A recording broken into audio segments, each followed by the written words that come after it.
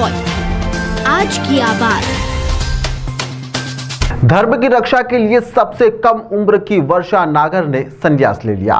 नलखेड़ा के प्रसिद्ध कथावाचक वर्षा नागर का पट्टा अभिषेक होने के बाद में अब महामंडलेश्वर वह बन चुकी है। गुरुवार को सदावल रोड पर एक कार्यक्रम में अखाड़ा परिषद के अध्यक्ष रविंद्र पुरी महाराज के सानिध्य में कार्यक्रम संपन्न हुआ, जिसमें वर्षा नागर को महामंडलेश्वर की उपाधि दी गई। प्रसिद्ध कथावाचक वर्षा नागर अब पंचायती अखाड़ा श्री निरंजन अखाड़े की महामंडलेश्वर होगी। अन्नपूर्णा गिरी माता के नाम से जानी जाएगी।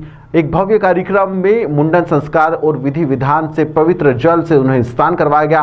अखाड़ा परिषद के राष्ट्रीय अध्यक्ष रविंद्र पुरी महाराज और साध्वी मंदाकिनी देवी के साथ सभी संतों ने उन पर गंगा जल का छिड़काव किया और पंचामृत से शुद्ध अभिषेक भी किया और पंचामृत से शुद्धिकरण भी किया। वैदिक मंत्रोच्चार के बीच में पूजन पाठ किया गया। साध्वी अन्नपूर्णा गिरी का भव्य पट्टा अभिषेक कर निरंजन अखाड़े का महामंडलेश्वर उन्हें नियुक्त किया गया है। महामंडलेश्वर अन्नपूर्णा गिरी ने बताया कि बचपन से ही सनातन की राह पर वह चल रही है और 25 वर्ष से कथावाचक भी है। बाल्यावस्था से ही संन्यास का मन उन्होंने बना लिया था। महाकाल की नगरी में योग मेडिटेशन सेंटर योग चक्र के साथ ही जल्द ही कन्या गुरुकुल की शुरुआत भी वह करने जा रहे हैं। संन्यास के साथ ही समाज की सेवा भी उन्हें करनी है और राष्ट्र के लिए संकल्प भी उन्होंने लिया है। कार्यक्रम के दौरान ढोल बाजे के साथ पट्टा अभिषेक का कार्यक्रम संपन्न हुआ। इस दौरान अखाड़ा परिषद के अध्यक्ष रविंद्र पुरी, महामंडलेश्वर मंदाकिनी देवी, भाजपा नेता सहित कई साधु संत मौजूद रहे।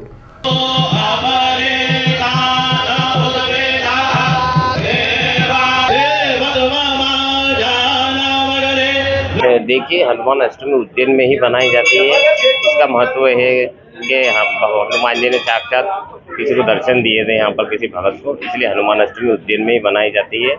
और हनुमान अष्टमी जो है यहाँ पर काफ़ी धूमधाम से बनाई जाती है।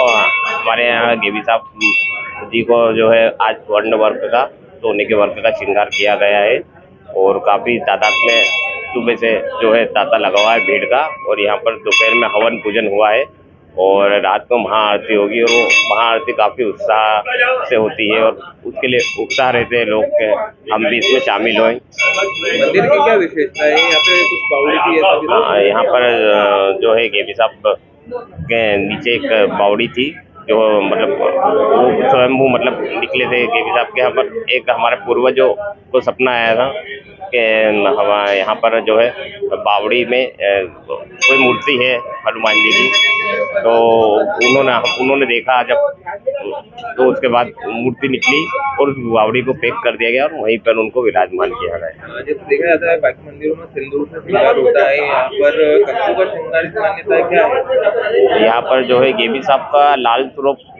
लाल हिंदू से श्रृंगार किया जाता है, क्योंकि मतलब पूर्वजों का मानना यह था कि यहाँ पर जो है लाल सिंदूर हनुमान जी को लाल स्वरूप माना जाता है कि वो लाल है, इसलिए यहाँ पर हमारा चमेली के तेल से लाल सिंदूर चढ़ाया जाता है। ये भी देखा जाता है अमिताभ बच्चन भी इस मंदिर का ट्वीट करते हैं। जी, अमिताभ बच्चन जी जब कोरोना में थे तो उनके मित्र ने यहाँ पर श्रृंगार करवाया था मुझसे, तो कि वो मतलब स्वस्थ हो जाए, ठीक हो जाए, तो उन्होंने श्रृंगार करवाया था।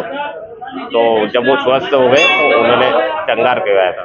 गोवर्धन भाग गेवी हनुमान मंदिर को जाए। देखिए, माँ अन्नपूर्णापुरी, आनंदमयी अन्नपूर्णापुरी जो साक्षात माँ का स्वरूप है और बचपन से ही माँ भगवती की उपासक रही है और भागवत कथा कर रही है। मैं समझता हूँ ऐसे व्यक्ति मिलने बहुत दुर्लभ है।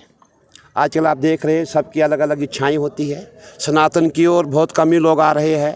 जो हमारी माता जी है, इनको सनातन से इतना प्रेम है, जब बहुत छोटी थी, छोटी में ही इसके जो कंठ से राम राम निकला। तो ये बचपन से ये माँ भगवती का एक प्रसाद है जो सनातन की रक्षा के लिए इनका जन्म हुआ है।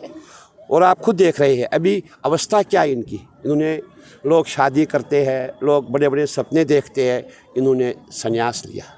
तो मैं समझता हूँ कि ऐसी जो हमारी माता जी है, मैं इनको नमन करता हूँ, मैं इनको प्रणाम करता हूँ। इनकी जो वाणी में वो ओज है, वो तेज है, इनकी जो भाषा है, इनकी जो बोली है, मैं समझता हूँ आने वाले समय में जैसे मदर टेरेसा पूरे विश्व में अपना नाम की थी, वैसे ही हमारी अन्नपूर्णा माँ जो है मदर अन्नपूर्णा के नाम से हो जाएगी। मुझे ऐसा विश्वास है। राम की सदी आने वाली है, क्या कहेंगे?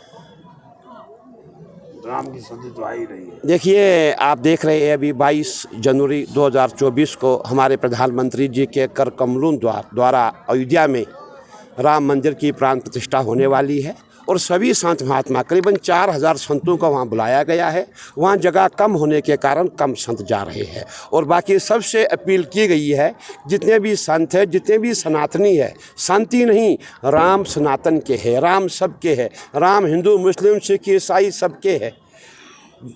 तो यही हम कहना चाहते हैं, अपने जो आश्रम है, आपका जो मंदिर है, आपका जो घर है, आपकी जो कॉलोनी है, वहाँ लंबी सी मूर्ति भगवान राम की प्रतिमा लगाई जाए और सभी वहाँ पे भय प्रकट कृपाला दीन दयाला कौशल्या हितकारी का जो पाठ कीजिए, वो भी न कर सके राम राम जाप कीजिए, ताकि ऐसा लगे कि जो हमारे जो सनातन के जो राम है आज जो है अयोध्या में जा रहे हैं और मोदी जी को आशीर्वाद दें और आगे चल के मोदी जी और भारत के प्रधानमंत्री बने। शंकराचार्य जी ने कहा है कि अगर मोदी जी प्राण प्रतिष्ठा का करेंगे तो क्या हम लोग ताली बजाएंगे, इसको लेकर आप? देखिए, शंकराचार्य जी की बात को मैं सीरियस नहीं लेता हूँ, वो बोलते रहते हैं, लेकिन ऐसा नहीं है। आप पूरा विश्व देख रहा है, जब से मोदी जी आए तभी से जो है राम राज की हम जो कल्पना कर रहे हैं उसकी देन मोदी जी है, अमित शाह जी है। आप देख रहे हैं, उससे पहले कभी जब भी कांग्रेस थी, जितनी पार्टियाँ थी, कभी इन्होंने राम के विषय में कोई चर्चा ही नहीं की। तो आप देख रहे हैं भगवान राम आ रहे हैं, मोदी जी के कारण आ रहे हैं, तो लोग तो बोलेंगे। जो नायक होते हैं वो कुछ करते हैं और मैं बोलूँगा नहीं, वो तो बोलते रहते हैं। सर्वप्रथम तो मैं गुरु माँ को प्रणाम करती हूँ। सर्वप्रथम आपका जो प्रश्न है कि छोटी सी उम्र में ये कार्य मिला है, इसके लिए, इस विश्वास के लिए मैं पुनः पूज्य गुरुदेव को नमन करती हूँ, पूरे संत परिवार को, श्री पंचायत निरंजन अखाड़े को प्रणाम करती हूँ। और राष्ट्र के लिए, समाज के लिए त्याग, जैसा कि आपने पूछा है कि इसका उद्देश्य क्या है, लक्ष्य केवल एक ही है कि भारत राष्ट्र त्याग की भूमि है, भोग की भूमि नहीं है। यहाँ जो त्याग करेगा वो पूजा जाएगा। सोई गुणज्ञ सोई बड़ भागी, रामचरितमानस किष्किंधा कांड 22वां दोहा, चौथी चौपाई। सोई गुणज्ञ सोई बड़ भागी, जे रघुवीर चरण अनुरागी। देहे अस्मिन यथा देहे, गीता 2 अध्याय 13वां श्लोक। देहे अस्मिन यथा देहे कौमार यौवनम जरा। संन्यास की कोई आयु नहीं होती, सेवा की कोई आयु नहीं होती, संकल्प होते हैं। और यही संकल्प आज किया है कि जिएंगे तो भगवा के लिए और प्राण भी जाए तो भगवा के लिए। धन्यवाद।